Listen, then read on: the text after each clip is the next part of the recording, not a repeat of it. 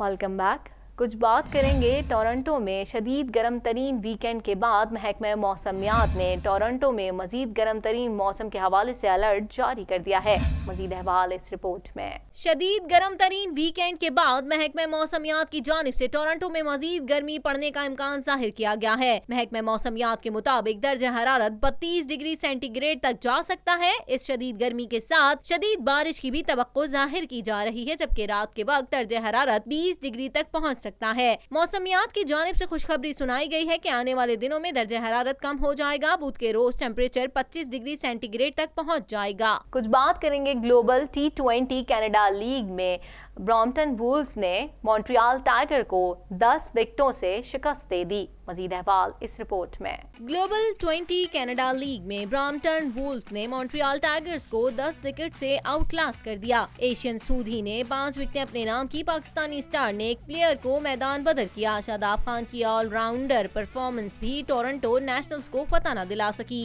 Edmonton Royals ने सनसनीखेज मुकाबला 2 विकेटों से जीत लिया। पाकिस्तानी प्लेयर ने 17 गेंदों पर 36 रन बनाने के बाद 2 विकेटें भी उड़ा ली। तफसीलात के मुताबिक ग्लोबल 20 कनाडा लीग में शाहिद आफरीदी की टीम ब्रॉम्पटन वुल्व्स ने मॉन्ट्रियल टाइगर्स को 10 विकेट से आउटक्लास कर दिया। आफरीदी के अलावा वहाब रियाज ने भी एक विकेट ली। नाकाम साइड 18.2 ओवर्स में 101 पर आउट हो गई। कनाडा से खबर शामिल करेंगे। आपको बताएं, कनाडा ने पाकिस्तानी तलबा के लिए स्टडी वीजा का हुसूल आसान कर दिया। मजीद अहवाल इस रिपोर्ट में। कनाडा ने पाकिस्तानी तलबा के लिए स्टडी वीजा आसान कर दिया और पाकिस्तान को स्टडी परमिट प्रोग्राम में शामिल कर लिया है, जिससे पाकिस्तानी स्टूडेंट कम मुद्दत में स्टडी परमिट हासिल कर सकेंगे। तफसीलात के मुताबिक कनाडा में आला तालीम हासिल करने के ख्वाहिशमंद पाकिस्तानी तलबा के लिए खुशखबरी आ गई। कनाडा ने पाकिस्तानी तलबा के लिए स्टडी वीजा आसान कर दिया। अब पाकिस्तानी स्टूडेंट कम मुद्दत में स्टडी परमिट हासिल कर सकेंगे। डायरेक्ट स्ट्रीम प्रोग्राम के तहत अब ये स्टडी वीजा हासिल किया जा सकेगा। कनाडा के वजीर इमिग्रेशन अहमद हुसैन ने समाजी राब्ते की वेबसाइट ट्विटर पर कहा, स्टडी परमिट प्रोग्राम में इब्तिदा में चीन, भारत, फिलिपाइन और वियतनाम से ताल्लुक रखने वाले तलबा को शामिल किया गया था, तहम अब इस फहरिस्त में पाकिस्तानी तलबा को भी शामिल किया गया है। अहमद हुसैन का कहना था कि हुकूमत की जानिब से ये फैसला गैर मुल्की तलबा की जानिब से बड़ी तादाद में मौसूल होने वाली दरखास्तों पर किया गया है। कनाडा में तैनात पाकिस्तानी हाई कमिश्नर रजा बशीर तारण ने पाकिस्तानी तलबा के लिए स्टडी वीजा आसान बनाने के फैसले का खैर मकदम करते हुए कहा,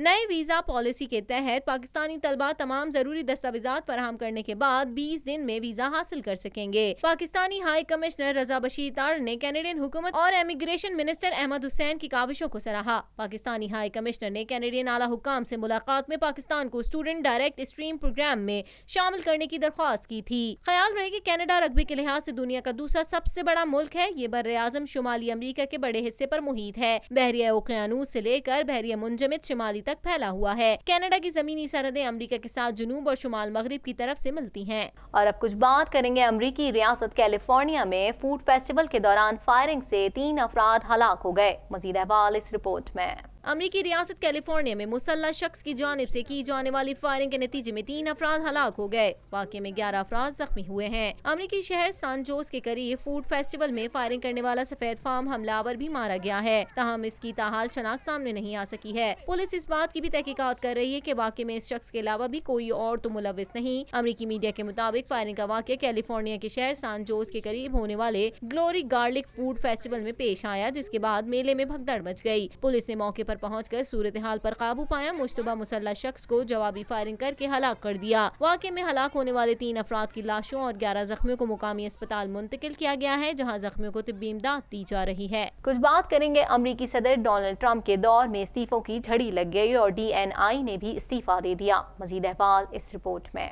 अमरीकी सदर डोनाल्ड ट्रंप के दौर में इस्तीफों की झड़ी लग गई। DNI ने भी इस्तीफा दे दिया। गैर मुल्की खबर रसां इदारे के मुताबिक director national intelligence Dan quotes ने इस्तीफा दे दिया। उनकी जगह जॉन रेडक्लिफ को इंटेलिजेंस चीफ नामजद कर दिया गया है। ट्विटर पर ट्वीट करते हुए अमरीकी सदर ट्रंप का कहना था कि डैन कोट्स ने अपना इस्तीफा भिजवा दिया है, वो 15 अगस्त को ओहदा छोड़ देंगे। याद रहे कि डायरेक्टर नेशनल इंटेलिजेंस अमरीका में बड़ा सरकारी ओहदा समझा जाता है और मुल्क की अहम खुफिया एजेंसियां उसके मातहत होती हैं। अमरीकी अखबार के मुताबिक डैन कोर्ट्स को 2017 में सदर ट्रंप ने डायरेक्टर नेशनल इंटेलिजेंस मुकर्रर किया था। ताहम 2016 के अमरीकी सदारती इंतखाबात में रूस की मदाखलत और शुमाली कोरिया समेत बहुत से मामलात पर उनके मौक़िफ़ से सदर ट्रंप नाराज रहते थे। इसी दौरान बतौर इंटेलिजेंस चीफ नामजदगी के बाद डैन कोर्ट्स का कहना था कि उसमें कोई शक नहीं कि 2016 के सदारती इंतखाबात में रूस ने असरअंदाज होने की कोशिश की थी। डैन कोर्ट्स इंडियाना से साबिक सेनेटर हैं। 76 साल डैन कोर्ट्स को रिपब्लिकन पार्टी का अहम रुकन समझा जाता है। डैन ने चंद रोज कबल सदर ट्रंप को ओहदा छोड़ने के फैसले से आगाह किया। टेक्सास से ताल्लुक रखने वाले मुतवक्का intelligence chief senator John Radcliffe को सदर ट्रंप की सोच से हम आहंग समझा जाता है। उन्होंने 2016 के सदारती इंतखाबात में रूस की मदाखलत से मुतालिक सदर ट्रंप के बयानिए की तायीद की थी। इसी के साथ ही TNN के न्यूज स्टूडियो से फिल वक्त इतना ही। मजीद खबरों और अपडेट्स के लिए देखते रहिए TNN TV।